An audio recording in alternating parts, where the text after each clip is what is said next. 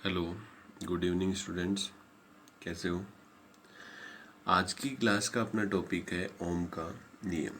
ठीक है, ओम के नियम का स्टेटमेंट की बात करें तो ओम के नियमानुसार किसी चालक की भौतिक अवस्थाएं जैसे लंबाई, ताप, पदार्थ की प्रकृति तथा अनुप्रस्थ काट का क्षेत्रफल आदि जो भौतिक अवस्थाएं हैं वह नियत रहें तो चालक में प्रवाहित विद्युत धारा चालक के सिरों के मध्य विभवांतर के समानुपाती होती है। ठीक है, क्या रिलेशन लिखेंगे अपन? आई डायरेक्टली प्रोपोर्शनल वी, ठीक है, या V directly proportional I. V equals to क्या लिखते हैं? R I. ठीक है, वी इक्वल्स टू क्या लिखते हैं? R I. यहाँ वी क्या चीज़ है? चालक के सिरों पर विभवांतर। आई क्या है? चालक में प्रवाहित धारा। कैपिटल आर क्या चीज़ है? प्रतिरोध। कैपिटल आर क्या चीज़ है? प्रतिरोध। ठीक है, यहाँ तक समझ में आ गया? चलो अब देखो, आपके सामने दो ग्राफ हैं ए और बी। पहले ए वाले ग्राफ के बारे में अपन बात करते हैं, जो किसके और किसके मध्य खींचा गया है? आई और वी के मध्य खींचे गए ग्राफ। इसकी जो ढाल निकाले अपन, या जो टेन थीटा होगा, ठीक है, वो टेन थीटा किसको प्रदर्शित करेगा? प्रतिरोध को व्यक्त करेगा। किसको प्रदर्शित करेगा? प्रतिरोध को व्यक्त करेगा। तो इसके लिए अगर अपन टेन थीटा की वैल्यू लिखें तो वो किसके बराबर आएगा? डेल्टा वी अपॉन डेल्टा आई, जो किसके बराबर होगा? प्रतिरोध के बराबर होगा, फर्स्ट वाले या ए ग्राफ के लिए। ठीक है, दूसरे ग्राफ में देखना, जो क्या है? V और I के मध्य खींचा गया ग्राफ है। तो V और I के मध्य खींचे गए ग्राफ का जो ढाल होगा, मतलब टेन थीटा का जो मान है, वो प्रतिरोध के व्युत्क्रम को प्रदर्शित करता है। किसको प्रदर्शित करता है? प्रतिरोध के व्युत्क्रम को। तो इसके लिए अगर अपन टेन थीटा या ढाल लिखेंगे तो वो किसके बराबर आएगा? Delta I upon delta we. Delta I upon delta we मतलब 1 अपॉन आर, प्रतिरोध के व्युत्क्रम को प्रदर्शित करता है। ठीक है, यहाँ तक समझ में आ गया? चलो चलो अब अपन बात करते हैं ओम के नियम की उत्पत्ति या व्युत्पत्ति। ठीक है, देखना, एक स्मॉल एल लंबाई का चालक है। ठीक है, अनुप्रस्थ काट का क्षेत्रफल क्या है? ए है, और इसको एक वी विभवांतर के स्रोत से जोड़ा गया है। ठीक है, धारा प्लस से माइनस की ओर बह रही है और इलेक्ट्रॉन जो है वो धारा की विपरीत दिशा में गति कर रहे हैं वी डी अपवहन वेग से, और बाह्य जो विद्युत क्षेत्र है वो ई है, उसकी दिशा क्या है? वी डी की विपरीत दिशा में। ठीक है, अब देखना, सबसे पहले लिख रहे हैं अपवहन वेग का क्या सूत्र पढ़ा था अपन ने? चालक में अपवहन वेग का सूत्र क्या पढ़ा था? वी डी बराबर ई ई अपॉन एम इंटू में टॉय। इसको नाम दे दिया अपन ने इक्वेशन नंबर फर्स्ट। ठीक है, उसके बाद चालक में विद्युत विभव तथा विद्युत क्षेत्र में संबंध होता है। किसमें? विद्युत विभव व विद्युत क्षेत्र में क्या संबंध होता है? ई बराबर क्या लिखते हैं? V upon L. ई बराबर क्या लिखते हैं? V upon L. इस समीकरण एक में किसका मान रख दो? ई का मान रख दो। समीकरण एक में कैपिटल ई का मान रखने पर, कैपिटल ई का मान रख दिया तो वी डी बराबर क्या आ गया? E tau upon M L into में वी।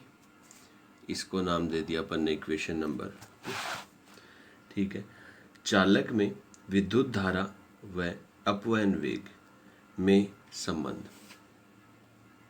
धारा व अपवहन वेग में संबंध से क्या रिलेशन लिखते थे? आई बराबर N E A V D. यहाँ से वी डी इक्वल्स टू क्या लिख सकते हो? आई बटे एन ई ए इसको नाम दे दिया समीकरण नंबर 3। यहाँ तक समझ में आ गया। अब देखना समीकरण 2 और 3 दोनों किसके मान बता रहे हैं अपन को, अपवन वेग वी डी के मान। तो अपन दोनों को क्या कर सकते हैं, बराबर लिख सकते हैं। ठीक है, तो समीकरण 2 व 3 से, समीकरण 2 और 3 से दोनों को क्या कर दो, बराबर रख दो। ई टोए अपॉन एम एल इंटू में वी बराबर होगा किसके, आई बटे एन ई ए के। यहाँ से किसका मान लिख रहे हैं अपन, v का मान लिख रहे हैं। तो क्या आ जाएगा, ऊपर तो क्या है आई बटे एन ई ए, ठीक है, पूरे के बट्टे में क्या आ जाएगा, E tau upon M L, multiply में भेजोगे चेंज हो जाएगा। तो v इक्वल्स टू क्या आ जाएगा, आई बटे एन ई ए इंटू में एम एल बटे ई टॉय, या v बराबर क्या लिख सकते हो, एम बटे N E square tau L upon A into I. इसको नाम दे दिया अपन ने इक्वेशन नंबर 4। v बराबर एम बटे N E square tau L upon A into में क्या लिख दिया, आई। ठीक है, अब देखना एक राशि होती है प्रतिरोधकता,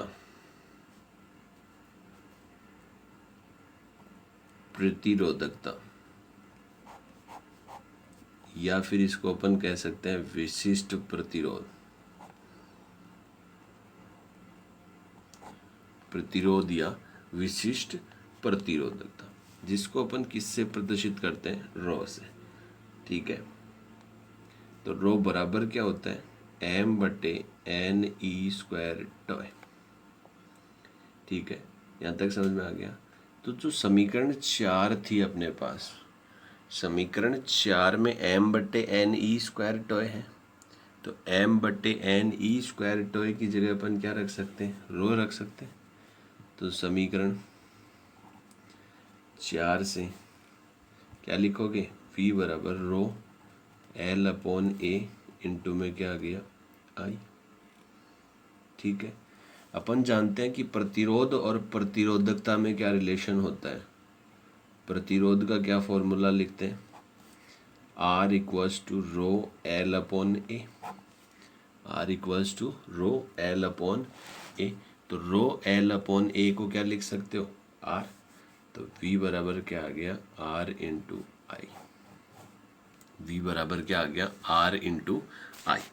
ये क्या है अपने पास, ओम के नियम का सूत्र। ठीक है, यहाँ V क्या चीज़ है, चालक के सिरों पर विभवांतर है। कैपिटल R क्या चीज़ है, प्रतिरोध है। I क्या चीज़ है, विद्युत धारा है। ठीक है, यहाँ तक समझ में आ गया। ये थी अपने पास ओम के नियम की उत्पत्ति। ठीक है, चलो अपनी अगली हेडिंग है धारा घनत्व J व विद्युत क्षेत्र E में संबंध। इसी हेडिंग को अपन ये कह सकते हैं कि ओम के नियम का सदिश रूप या फिर ओम के नियम का सूक्ष्म रूप। ठीक है, यहाँ तक समझ में आ गया। अब देखना इसमें अपन इसका प्रूफ देखते हैं कि जे और ई में क्या रिलेशन होता है। तो सबसे पहले अपन बात करें चालक में विद्युत धारा व अपवहन वेग में संबंध से क्या रिलेशन था, आई बराबर N E A V D. क्या रिलेशन था, आई बराबर N E A V D. यहाँ से अपन आई अपॉन ए की वैल्यू लिखना चाह रहे हैं, किसके बराबर आएगा, एन ई वी डी। ठीक है, अब अपन जानते हैं कि धारा घनत्व क्या चीज़ होता है, जे बराबर आई अपॉन ए। धारा घनत्व जे क्या होता है, आई अपॉन ए के बराबर। तो आई अपॉन ए की जगह क्या लिख सकते हो, जे बराबर एन ई वी डी। इसको नाम दे दिया अपन ने इक्वेशन नंबर 1। ठीक है, अब देखना अपवहन वेग का क्या सूत्र लिखा था, अपवहन वेग के सूत्र से वी डी बराबर क्या फॉर्मूला लिखा था, ई अपॉन एम इंटू में टॉय। ठीक है, वी डी का मान यहाँ से कहाँ रख दो, समीकरण 1 में।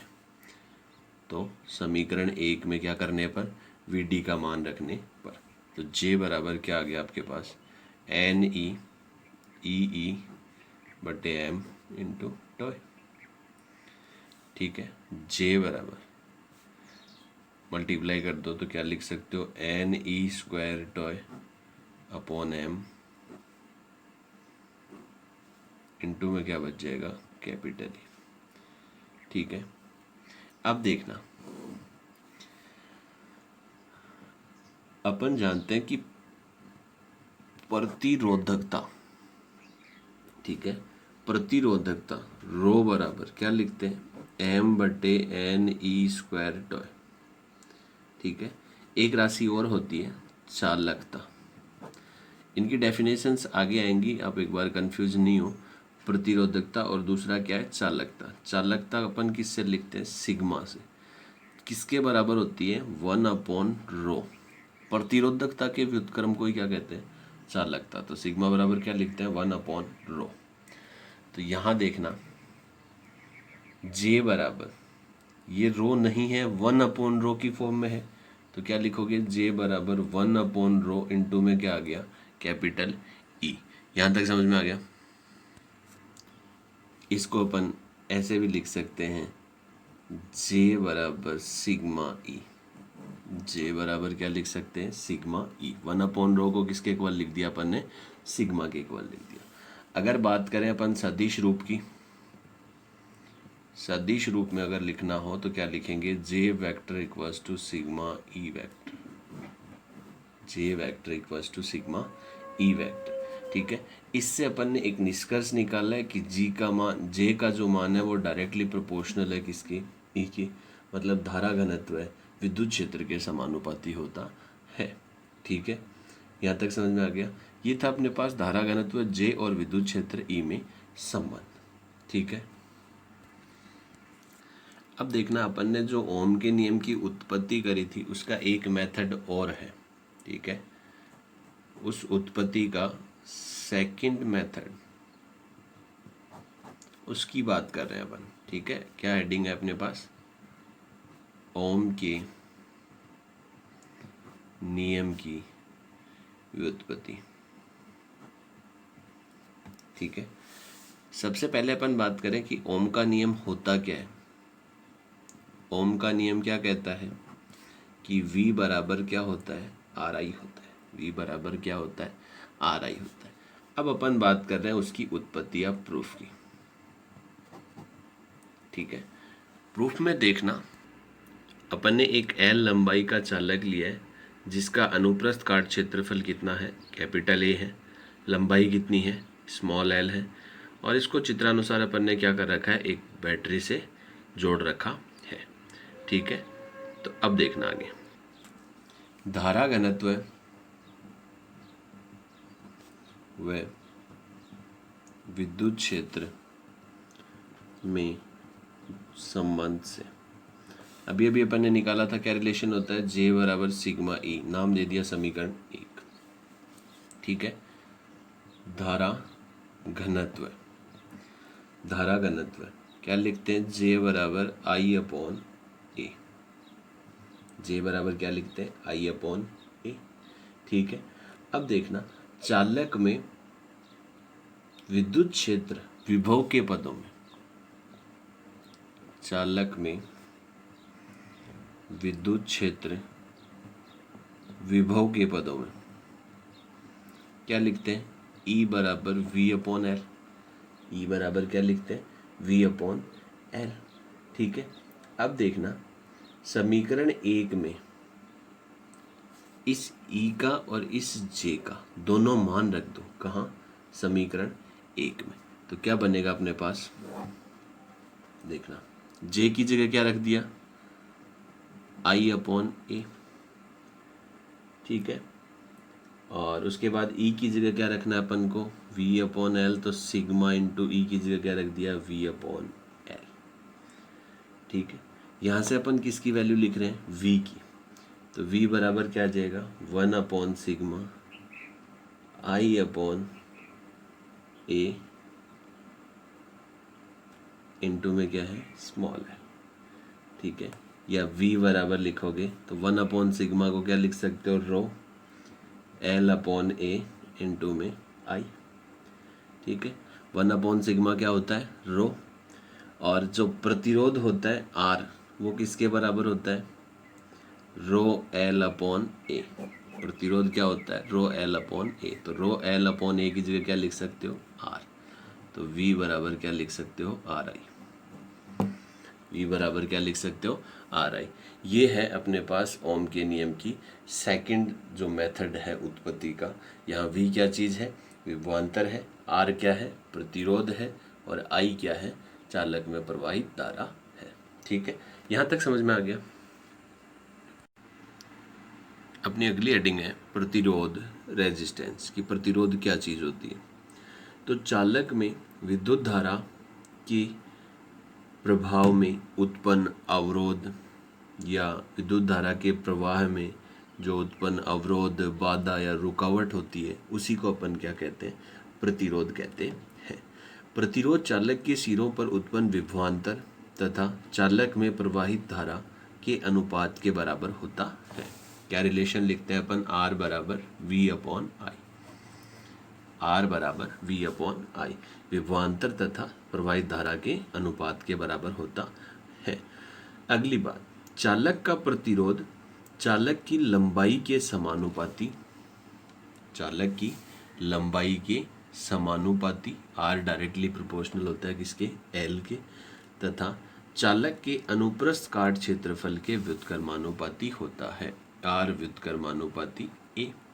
दोनों को एक साथ लिखोगे तो क्या लिखोगे, R L/A। इस प्रोपोर्शनल को हटाओगे तो एक नियतांक आएगा, तो R बराबर क्या लिखते हैं, रो L/A।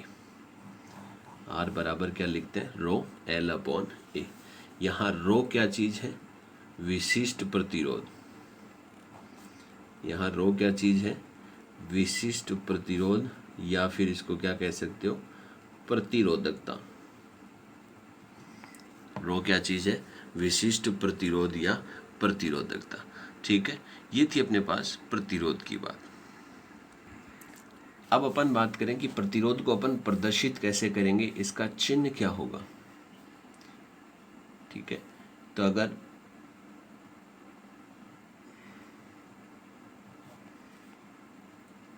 ऐसा सिंबल बनाया गया है तो इसको अपन कहेंगे अपरिवर्ती प्रतिरोध। क्या कहेंगे, अपरिवर्ती प्रतिरोध, ठीक है। अगर ऐसा चिन्ह बनाया गया है, यहाँ एरो लगा हुआ है, तो इसको अपन क्या कहेंगे, परिवर्तित प्रतिरोध, ठीक है। अब बात करें अपन प्रतिरोध के प्रकार की।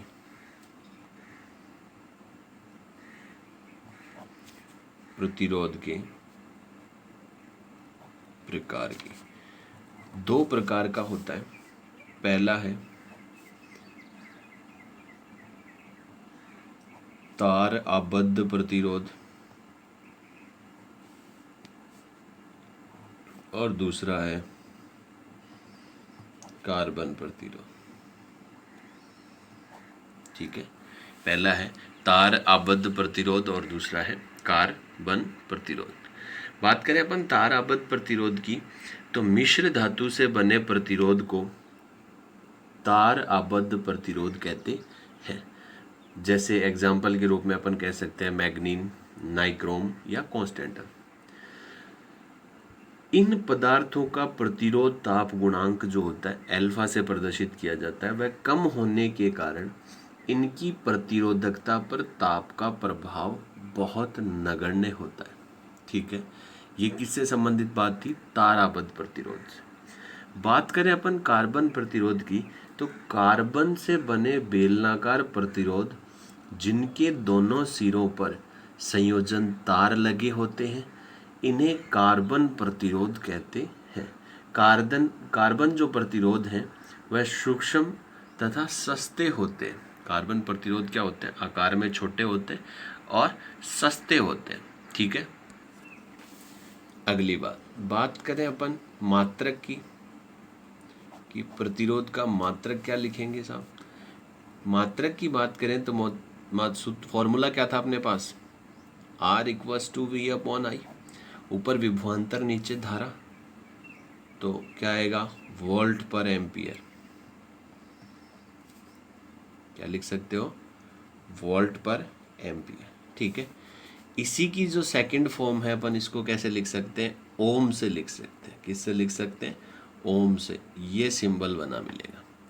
ठीक है, बात करें इसकी विमा की, प्रतिरोध की विमा की, तो फॉर्मूला क्या था अपने पास, R = V/I, तो ऊपर V की विमा लिखेंगे, क्या लिखेंगे, M1L2 T-3 A-1 बटे करंट की विमा A। ठीक है, तो फाइनली अपने पास क्या बन गई, M1L2 T-3 A-2। ये किसकी विमा आ गई अपने पास, प्रतिरोध की विमा। ठीक है, अब देखो अपनी जो अगली हेडिंग है वो है, बात करते हैं अपन कार्बन कोडिंग से कार्बन प्रतिरोध का प्रतिरोध ज्ञात करना। ठीक है, कार्बन प्रतिरोध की वैल्यू कैसे ज्ञात करेंगे अपन उसको देख करके। तो कार्बन प्रतिरोध पर 4 रंगीन पट्टियां होती हैं, ऐसा बना होता है कार्बन प्रतिरोध। चित्र में देखना, 4 पट्टियां होती हैं रंगीन, प्रत्येक रंग पट्टी के अलग अलग अर्थ को प्रदर्शित करता है, अलग अलग अंक होता है। अलग अलग रंग का क्या होता है, अलग अलग अंक होगा, जिसकी सहायता से अपन क्या ज्ञात करेंगे, प्रतिरोध का मान ज्ञात करेंगे। 4 पट्टियां होंगी, चारों का कलर अलग अलग होगा और अलग अलग कलर के लिए अलग अलग अंक है, और उसके आधार पे प्रतिरोध का मान अपन ज्ञात करेंगे। ठीक है, कार्बन प्रतिरोध जो है उसके दोनों तरफ जो वायर जुड़ा हुआ उसको अपन क्या कहेंगे, संयोजन तार। ठीक है, अब देखना कलर के आधार पर अपन इनको प्रतिरोध का मान कैसे लिखेंगे। तो सबसे इंपॉर्टेंट चीज ये है, पहली जो पट्टी है वह किसको प्रदर्शित करेगी, अंक को। पहली पट्टी किसको प्रदर्शित करेगी, अंक को। दूसरी पट्टी भी किसको प्रदर्शित करेगी, अंक को। ठीक है, तीसरी पट्टी किसको प्रदर्शित करेगी, गुणांक को। ठीक है, चौथी पट्टी किसको प्रदर्शित करेगी, सहायता को। समझ रहे हो बात को, 4 पट्टी हैं, चारों के कलर अलग अलग हैं। पहली 2 पट्टी किसको बताएंगी, अंक को बताएंगी, तीसरी पट्टी गुणांक को बताएगी, और चौथी पट्टी किसको बताएगी, सहायता को। ठीक है, यहाँ तक समझ गए। इसको आप सहनशीलता भी कह सकते हो, सहायता या सहनशीलता। ठीक है, अब देखो आगे, अब देखना अपन कार्बन कोडिंग बता रहे हैं कि कौन से कलर के लिए अंक का मान कितना होगा, गुणांक कितना होगा, या सहनशीलता सहनता का मान कितना होगा। एक सारणी बना रहे हैं। ठीक है, अलग अलग कलर लिख रहा हूँ, उसके बाद उनके लिए अंक का मान लिखेंगे, उसके बाद गुणांक का मान लिखेंगे, उसके बाद सहायता या सहनशीलता का मान लिखेंगे। ठीक है, देखना सबसे पहले है काला, उसके बाद है भूरा, उसके बाद है लाल, उसके बाद है नारंगी, उसके बाद है पीला, उसके बाद है हरा, उसके बाद है नीला, नीले के बाद है बैंगनी, उसके बाद है ग्रे, उसके बाद है सफ़ेद। ठीक है, ये हो गया अपने पास कलर। ठीक है, इसी क्रम से लिखने हैं ताकि आपको याद करने आसान हो। ठीक है, अब कई बच्चे सोच रहे होंगे कि सर ऐसे क्रम कैसे याद रहेगा, इतने सारे कलर हैं। तो इसके लिए मैंने एक छोटी सी ट्रिक बनाई है ताकि इन कलर्स का क्रम याद रहे। अगर इन कलर्स का क्रम याद रह गया, सीक्वेंस याद रह गया, तो इस सारणी को आप केवल एक बार पढ़ते ही कंठस्थ कर लोगे, एकदम से याद हो जाएगी। ठीक है, तो देखना ट्रिक क्या है अपनी। ये कलर लिख लिए अपन ने, इस ट्रिक के आधार पे लिखेंगे अपन। अपनी ट्रिक क्या है, बी बी रो ए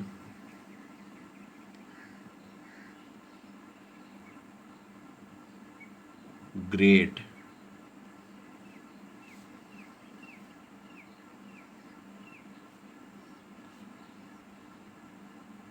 ब्रिटेन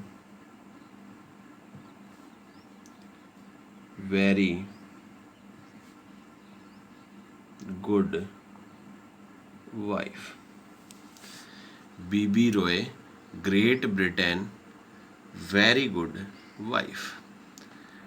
बी का मतलब black, brown, red, orange, yellow,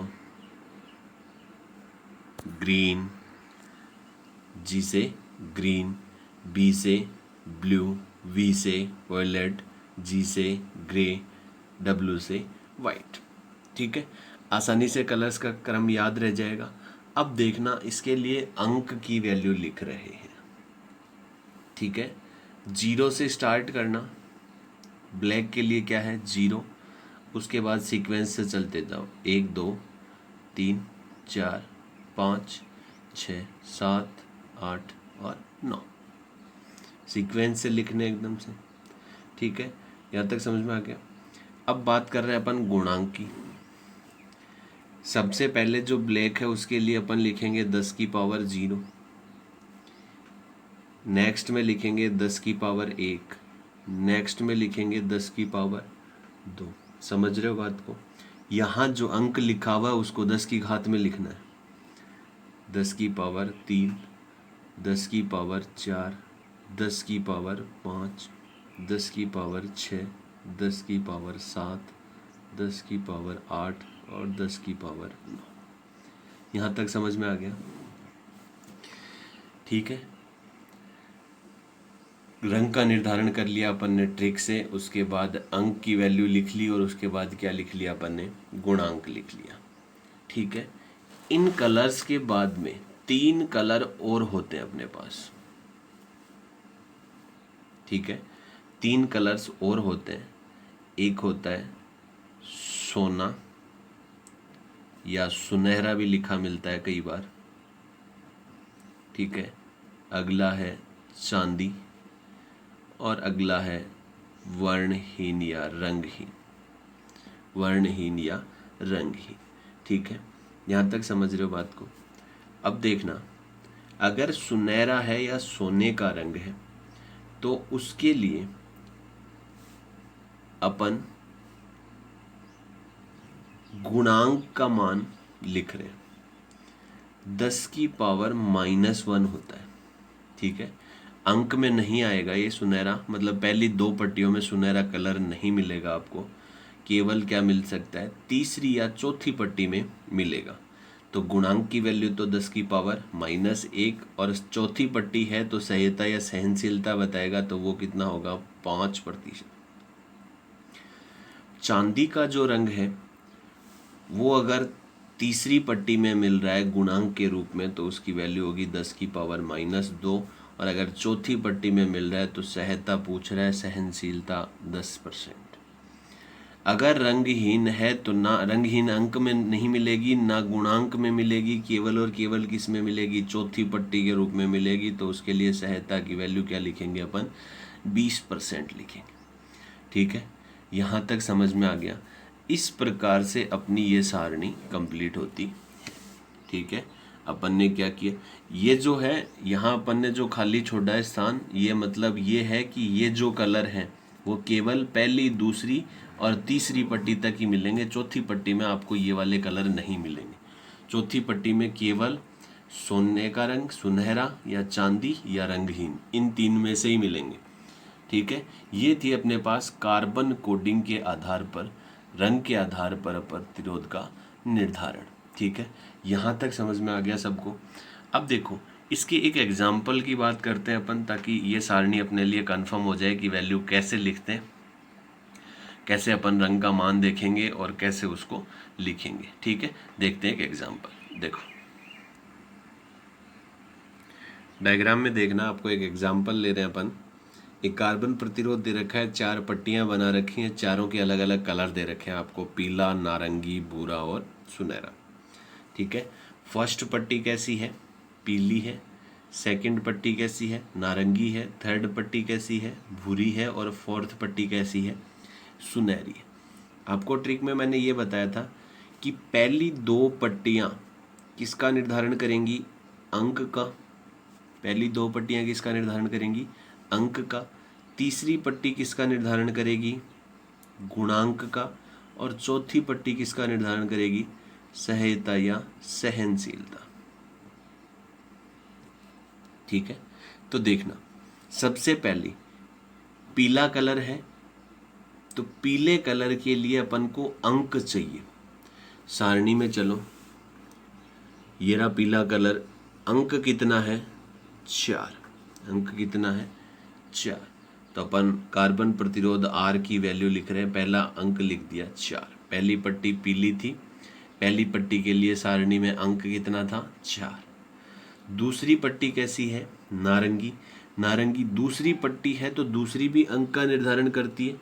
तो चलो सारणी में नारंगी के पास, नारंगी का अंक कितना है? 3। तो यहाँ 4 के आगे कंटिन्यू क्या लिख दोगे? 3। दोनों अंक का निर्धारण करती हैं, कंटिन्यू लिख रहे हैं, किसी प्रकार का कोई सिंबल बीच में नहीं लगाना है। ठीक है, यहाँ तक समझ गए। तीसरी पट्टी कैसी है? भूरी है सब। तो तीसरी पट्टी किसको बताती है? गुणांक को। तो तीसरी पट्टी का जो भूरा रंग है, उस भूरे रंग के लिए सारणी में गुणांक का मान देखोगे। ये रहा भूरा रंग, गुणांक देखना है, कितना है? 10 की पावर 1।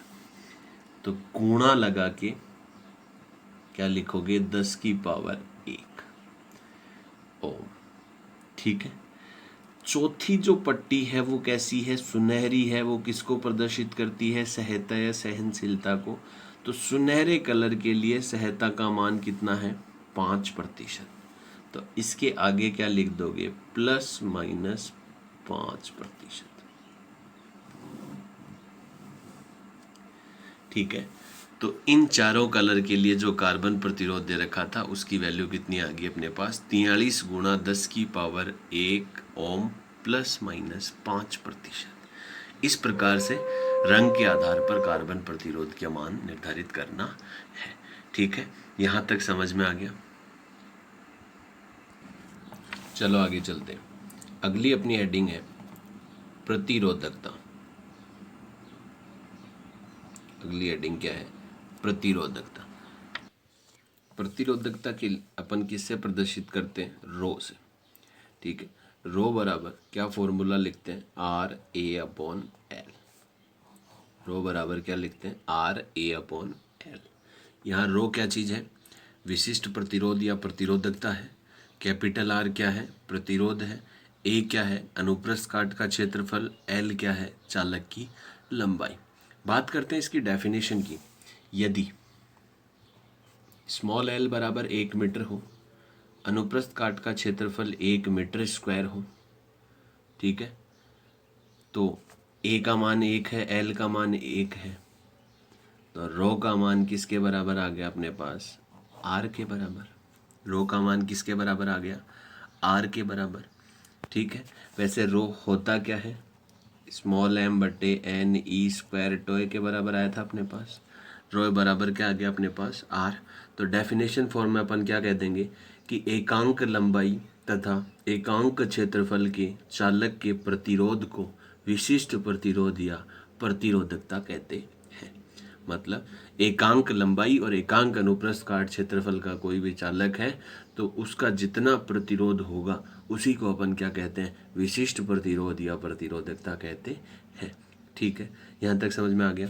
बात करें विशिष्ट प्रतिरोध या प्रतिरोधकता के मात्रक की, तो इसका मात्रक क्या लिखेंगे? Ohm into metre. Ohm into metre. ठीक है, यहाँ तक समझ में आ गया। ओम इंटू मीटर अपन ने किससे लिखा है देखना, अपन ने फॉर्मूला क्या लिखा था, रो बराबर R A upon L. R का मात्रक क्या था, ओम। ए क्षेत्रफल है तो मीटर स्क्वायर बटे लंबाई है तो मीटर, 1 मीटर कैंसिल हो गया तो मात्रक क्या आ गया आपके पास, ओम इंटू मीटर। मात्रक क्या आ गया, ओम इंटू मीटर। किसका मात्रक है, विशिष्ट प्रतिरोध का। बात करें इसकी विमा की, ठीक है, तो विमा लिखोगे, विमा क्या लिखोगे, M1 L2 T-3 A-2 into में क्या आ गया L। तो फाइनली अपने पास क्या बन गई, M1 L3 T-3 A-2, M1 L3 T-3 A-2, ठीक है।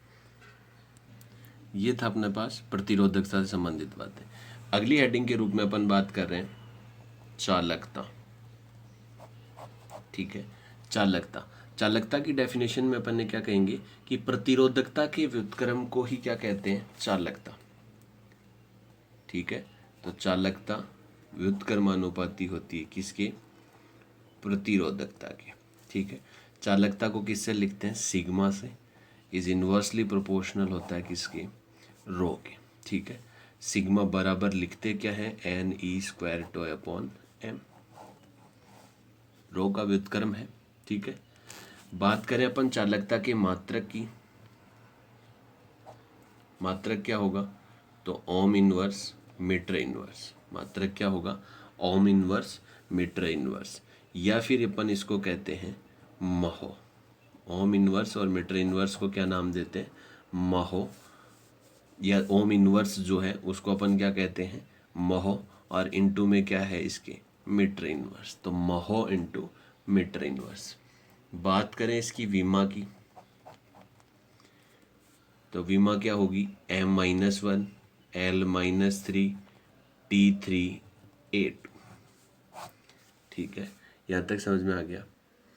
ये थे अपने पास चालकता और प्रतिरोधकता, ठीक है। अगली हेडिंग है अपनी ओम के नियम के आधार पर पदार्थ का वर्गीकरण, ठीक है।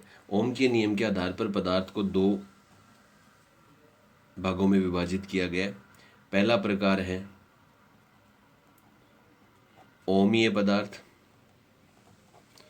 और दूसरा दे रखा है आपको अनोमीय पदार्थ। एक होता है ओमीय पदार्थ और एक क्या होता है, अनोमीय पदार्थ। बात करें पहले ओमीय पदार्थ की, तो वे पदार्थ जो ओम के नियम का पालन करते हैं उन्हें अपन क्या कहते हैं, ओमीय पदार्थ कहते हैं। एग्जाम्पल में अपन कह सकते हैं जैसे धात्विक चालक, लोहा है, चांदी है, सोना है आदि, ठीक। ओमीय पदार्थों के लिए अगर अपन I और V में ग्राफ खींचें तो एक सीधी रेखा प्राप्त होती है, ठीक है। मतलब ये ओम के नियम का पालन करते हैं, ठीक है। बात करें दूसरा जो प्रकार है अनोमीय पदार्थ, वे पदार्थ या जो वे पदार्थ जो ओम के नियम का पालन नहीं करते उन्हें अपन क्या कहते हैं, अनओमीय पदार्थ कहते हैं। जैसे अपन एग्जाम्पल के रूप में कह सकते हैं कि अर्धचालक पदार्थ या जो कुचालक पदार्थ होते हैं ओम के नियम का पालन नहीं करते, तो ऐसे पदार्थों को अपन क्या कहते हैं, अनोमीय पदार्थ कहते हैं। इन पदार्थों के लिए अगर अपन I और V के मध्य ग्राफ खींचें तो वो निम्न प्रकार से प्राप्त होते हैं। देखो, जैसे देखो अपन ने डायोड और टॉर्च के बल्ब के लिए वक्र बनाया, तो I और V के मध्य जो ग्राफ था वो एक सीधी रेखा प्राप्त नहीं होती है, मतलब ये ओम के नियम का पालन नहीं करते, ठीक है। यहाँ तक समझ में आ गया। ये था अपने पास ओम के नियम के आधार पर पदार्थों का वर्गीकरण, ओमीय पदार्थ और अनोमीय पदार्थ। यहाँ तक समझ में आ गया होगा सबको। इस वीडियो में अपन ने ओम के नियम, उसकी उत्पत्ति, प्रतिरोध, प्रतिरोधकता, चालकता, विशिष्ट प्रतिरोध आदि के बारे में, या जो पदार्थों का वर्गीकरण था उसके बारे में अपन ने बात करी। अगले वीडियो में अपन बात करने वाले हैं कि चालक जो है उसका प्रतिरोध और प्रतिरोधकता है उस पर कौन कौन से कारक प्रभाव डालते हैं, टेम्परेचर के कारण उन पर क्या प्रभाव पड़ता है। उसके बाद अपन बात करने वाले हैं प्रतिरोधों का संयोजन, किस प्रकार से प्रतिरोधों को जोड़ा जाता है, कितने क्रम होते हैं, कौन से क्रम में जो तुल्य प्रतिरोध है उसकी वैल्यू क्या आती है। और उसके बाद अपन बात करने वाले हैं सेल बनाने की विधि, या सेल क्या होते हैं, सेल के लिए कुछ महत्वपूर्ण जो शब्दावली होती है उसके बारे में बात करने वाले हैं। उसके बाद सेलों का संयोजन पढ़ेंगे कि सेलों को जोड़ते कैसे हैं, सेल कार्य कैसे करते हैं, और सेल से करंट अपन किस प्रकार प्राप्त कर सकते हैं, कैसे उसके करंट को बढ़ाया जाता है, क्या उसकी क्रिया विधि होती है, कहाँ कौन सा सेल काम में लिया जाता है। इन सब को जानने के लिए, अगला वीडियो देखने के लिए इस चैनल को सब्सक्राइब कीजिए और बेल आइकन को दबाइए ताकि अगला वीडियो अपलोड होते ही आपको नोटिफिकेशन मिल जाए। ठीक है, thank you all students, thank you.